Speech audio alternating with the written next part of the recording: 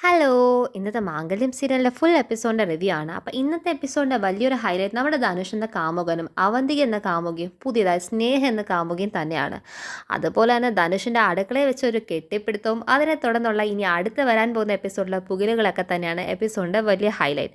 പിന്നെ ഒരു ഒളിച്ചോട്ടം നടക്കുന്നുണ്ട് ഇതിൻ്റെ അകത്ത്. അതായത് സ്വന്തം ഗാർഡനിൽ തന്നെ അവന്തികയും ധനുഷൊക്കെ ആയിട്ടുള്ള ഒളിച്ചോട്ടവും പിന്നെ അതിൽ നിന്ന് നന്ദൻ്റെ കണ്ണ് വെട്ടിക്കുന്നതും എല്ലാം കൂടെ ഒരു പ്രേമത്തിൻ്റെ ഒരു വലയം തന്നെയാണ് ധനുഷ് അവിടെ ഉണ്ടാക്കുന്നത്. ഒരു ട്രയാങ്കിൾ ലവ് ആണ് ധനുഷിൻ്റെ ഫുൾ സ്കീം.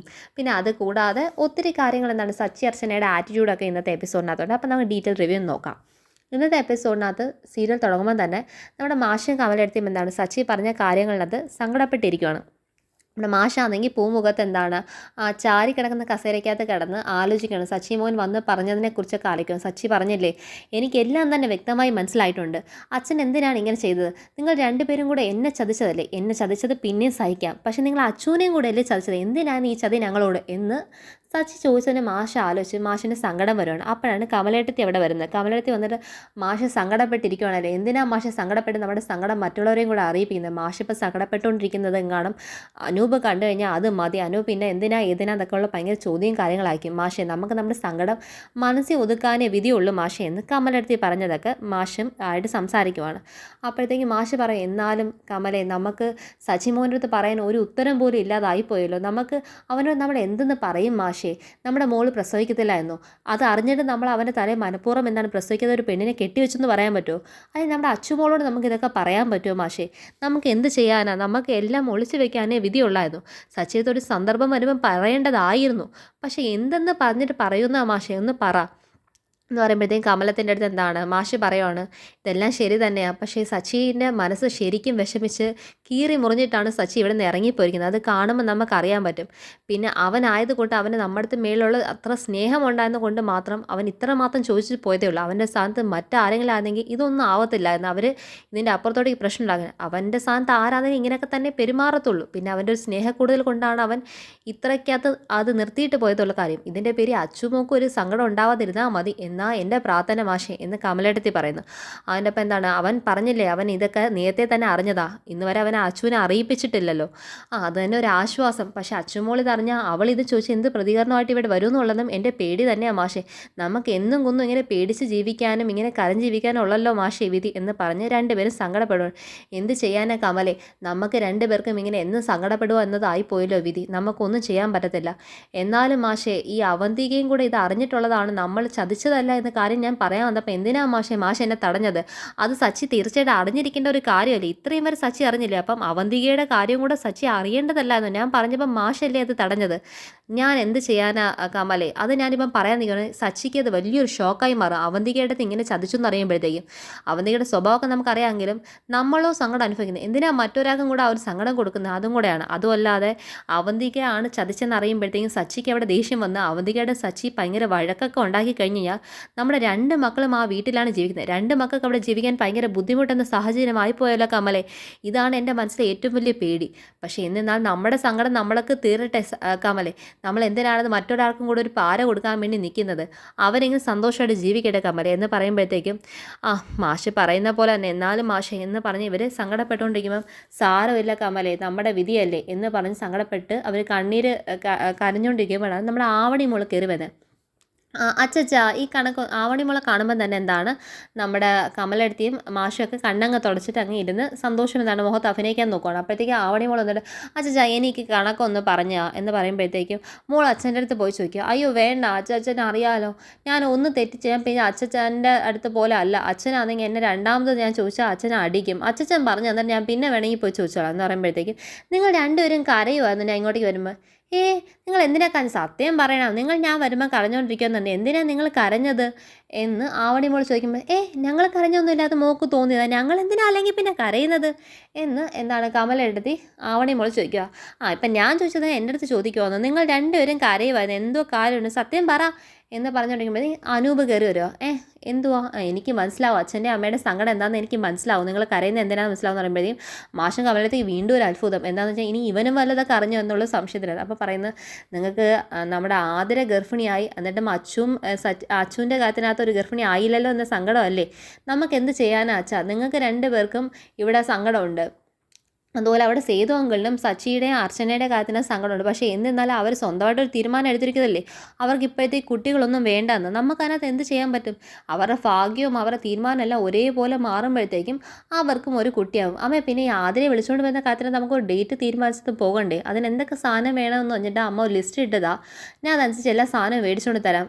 മോളെ നീ പോയി പഠിക്കാൻ നോക്ക് എന്ന് പറഞ്ഞിട്ട് അനു പോവാം. പിന്നെ കാണിക്കുന്ന നമ്മുടെ നെല്ലിശ്ശേരി വീടാണ്. നെല്ലിശ്ശേരി വീട്ടിനകത്ത് എന്താണ്, സച്ചി നല്ല അടിപൊളി ബ്ലാക്ക് ഷർട്ടൊക്കെ ഇട്ട്, ഇന്ന് സച്ചിയെ കാണാൻ നല്ല രസമുണ്ട് കേട്ടോ, പ്രത്യേക രീതിയിൽ രസമുണ്ട്. അതിൻ്റെ ഒരു കാരണം കൂടെ പറഞ്ഞുതരാം.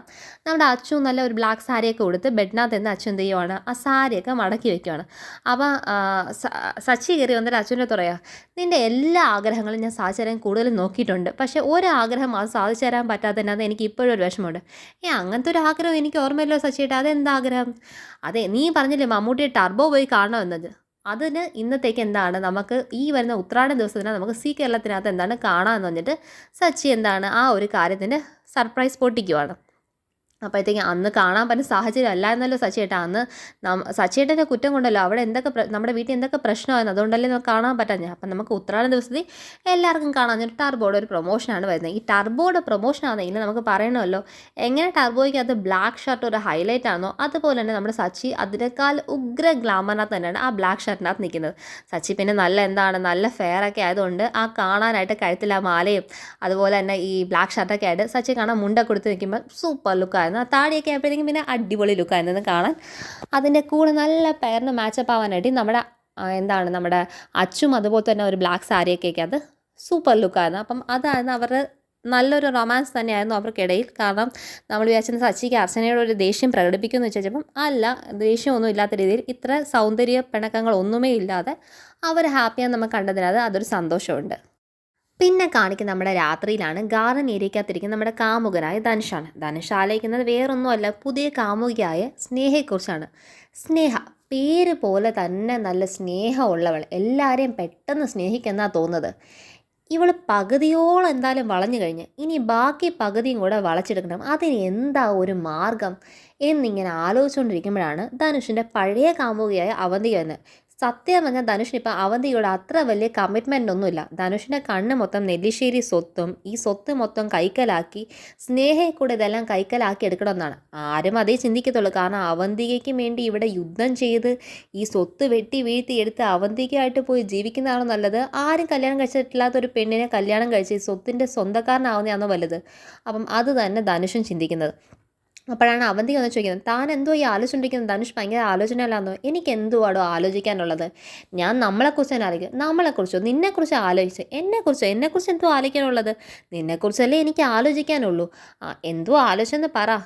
നമ്മൾ രണ്ടുപേരും കൂടെ ഒരുമിച്ചുള്ള ജീവിതത്തെക്കുറിച്ച് ആലോചിച്ചത്. നമുക്ക് എപ്പോഴാണ് ഒരുമിച്ച് നമുക്ക് സ്വസ്ഥമായിട്ട് സമാധാനമായിട്ട് ആരെയും ശല്യങ്ങളില്ലാതെ ഒരുമിച്ച് ജീവിക്കാൻ പറ്റുന്നത്? അപ്പോൾ അവന്തിക പറയുന്നത്, അത് നമുക്ക് ഇപ്പം വേണമെങ്കിൽ നടത്താൻ പറ്റും. നിനക്ക് എന്നെയും കൊണ്ട് ഇവിടുന്ന് മാറിപ്പോയി വേറൊരു സ്ഥലത്ത് ഒരു വീടെടുത്ത് നന്നായിട്ട് താമസിച്ചാൽ പോരെ? നിനക്കെന്താ, എനിക്ക് ചിലവിന് തരാൻ പറ്റത്തില്ലേ?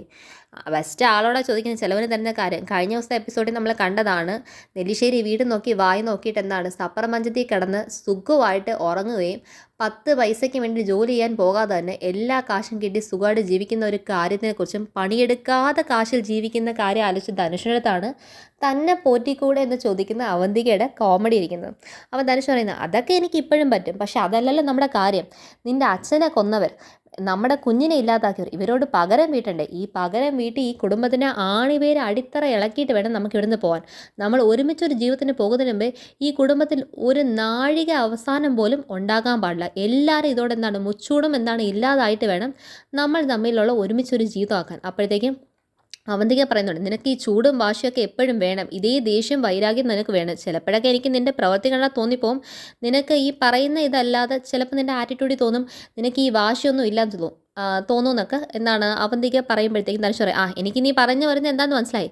നീ സ്നേഹയുടെ കാര്യമൊക്കെ ഉദ്ദേശിക്കുന്നത് സ്നേഹയുടെ കാണിക്കുന്നതൊക്കെ ഒരു നമ്പറാണ്. അവൾ വിചാരിക്കുന്നത് എനിക്ക് അവളത്തെ ഭയങ്കര സ്നേഹമാണ്. ഇവിടെ ഞാൻ സ്ഥിരം നിലനിൽക്കാൻ വേണ്ടിയിട്ട് ഒരു മാർഗം മാത്രമായിട്ടാണ് സ്നേഹയെ കരുതുന്നത്. സ്നേഹ മുഖാന്തരം ഇവിടെ സ്ഥിരമായി നിന്നിട്ട് സ്നേഹം വിചാരിക്കുന്നുണ്ട് ഞാൻ അവളെ സ്നേഹിക്കുവാന്നങ്ങ് വിചാരിക്കുക.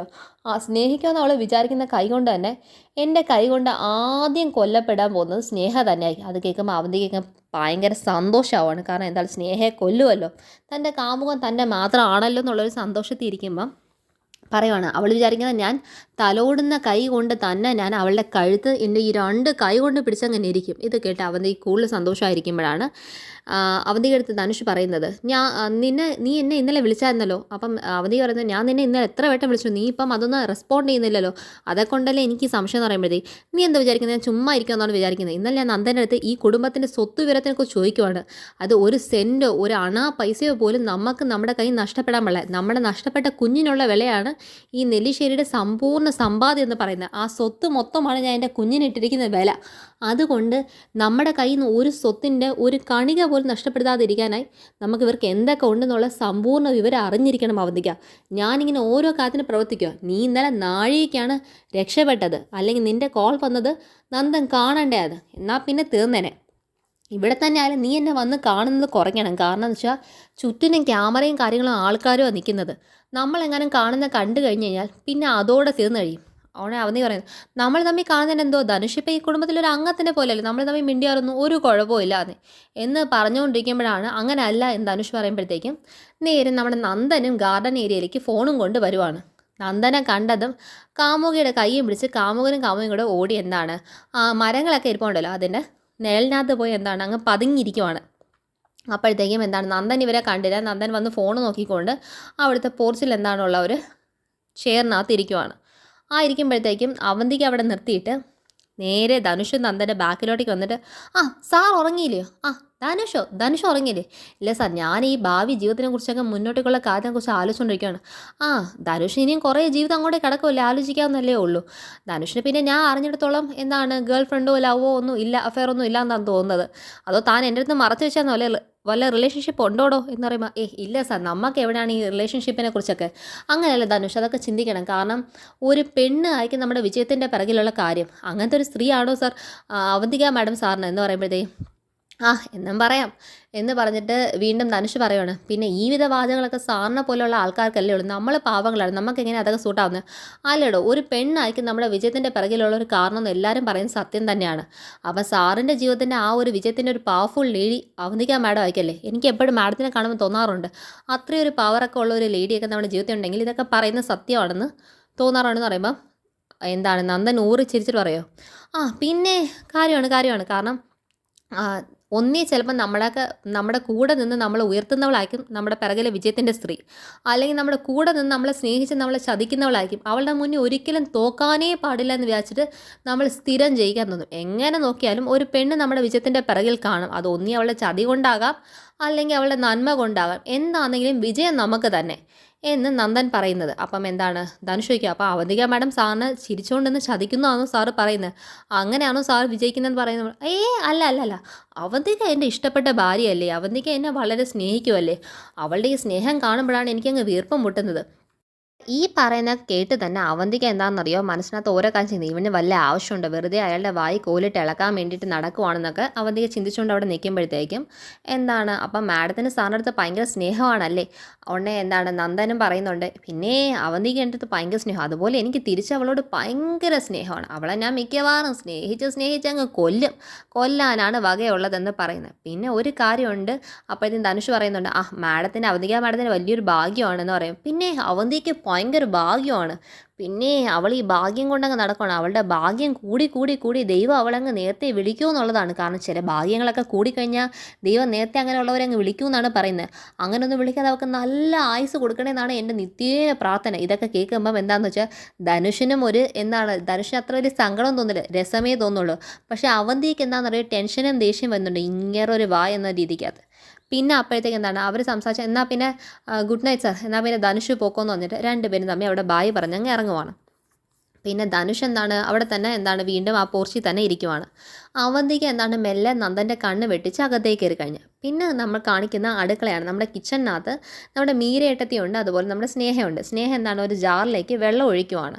വെള്ളം ഒഴിക്കുമ്പോൾ സ്നേഹയുടെ ഫോൺ ആ കിച്ചണിൻ്റെ കൗണ്ടർ ടോപ്പിനകത്ത് തന്നെ ഉണ്ട്. ആ കൗണ്ടർ ടോപ്പിനകത്ത് ഇരിക്കുന്ന ഫോണിനകത്ത് ഒരു മെസ്സേജിൻ്റെ ബീപ്പ് കേൾക്കുന്നു.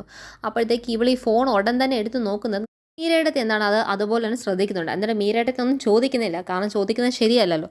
അപ്പം അവൾ കിച്ചൺ എന്ന് പറഞ്ഞിട്ടാണ് മെസ്സേജ് റിപ്ലൈ കൊടുത്തത്. അത് കൊടുത്തത് ധനുഷാണ്. ധനുഷ് ആ പോർച്ചിനകത്ത് എന്തെങ്കിലും കിച്ചണിനകത്തല്ലേ നീ അവിടെ ഉണ്ടല്ലേ എന്ന് പറഞ്ഞിട്ട് നേരെ ആ ഫോണും കൊണ്ട് നേരെ കിച്ചണിലേക്ക് അങ്ങ് പോകുവാണ്. കിച്ചണിലേക്ക് പോകുമ്പോൾ ധനുഷ് കയറുന്ന ആംഗിളിനകത്ത് സ്നേഹ മാത്രം നിൽക്കുന്നതേ കാണുന്നുള്ളൂ. കിച്ചണിൻ്റെ ഇപ്പുറത്തെ ഓപ്പോസിറ്റ് സൈഡിനകത്താണ് മീര നിൽക്കുന്നത്. മീരയെ കണ്ടതില്ല. നേരെ ചെന്ന് ബാക്കി കൂടെ ചെന്ന് ഇവൻ സ്നേഹ അങ്ങ് കെട്ടിപ്പിടിക്കുന്ന സ്നേഹം അയ്യോ എന്ന് പറഞ്ഞിട്ട് ഞെട്ടുവാണ്. ആ ഞെട്ടുന്നതും നേരെ തിരിഞ്ഞു നോക്കുന്നതും സ്നേഹം എന്താണെന്ന് വെച്ചാൽ ഇവനെ സ്നേഹ കണ്ടിട്ട് സ്നേഹ കണ്ടുകൊണ്ടിരിക്കുന്നത് അപ്പുറത്താളുണ്ട്. അങ്ങനെ തിരിയുമ്പോഴാണ് നേരെ മീരെ കണ്ടിട്ട് അവൻ വല്ലാണ്ടായി നിൽക്കുന്നതും. ഇത് കണ്ടുകൊണ്ട് തന്നെ അച്ചു കയറി വരുന്നതാണ് ഇന്നത്തെ സീനിൻ്റെ എൻഡിങ് എന്ന് പറയുന്നത്. ഈ ക്ലൈമാക്സ് ആയിരിക്കും നാളത്തെ സീനിൻ്റെ ഏറ്റവും ഉഗ്രനായ ധനുഷിൻ്റെ അടിയുടെ പൂരം പൊടിയേരി കഞ്ഞിയാകാനാണ് വകയുള്ളത്. കാരണം എന്തെങ്കിലും ഒരു തെറ്റ് കണ്ടാൽ അതോടെ ഇവൻ ഇവിടുന്ന് പുറത്താക്കുമെന്നാണല്ലോ പറഞ്ഞിരിക്കുന്ന വാക്ക്. അതോ ഇനി ഇവൻ ഇവിടെ ഈ ചാക്ക് കയറി തന്നെ ഇനി സ്നേഹയുടെ ഭർത്താവായി മാറുമോ, അവന്തിക തന്നെ ഇവനെ തട്ടിക്കളയുന്നുള്ളതൊക്കെ നമുക്ക് കാണാം. അപ്പോൾ ഇന്നത്തെ എപ്പിസോഡിൻ്റെ ഫുൾ ഡീറ്റെയിൽ റിവ്യൂ ഇതാണ്. എല്ലാവർക്കും ഇഷ്ടപ്പെട്ടെന്ന് വിചാരിക്കുക. കൂടുതലായിട്ട് നമ്മൾക്ക് ചാനലിനകത്ത് സബ്സ്ക്രൈബ് ചെയ്യുക, എല്ലാ അപ്ഡേറ്റ്സും നോക്കുക. താങ്ക്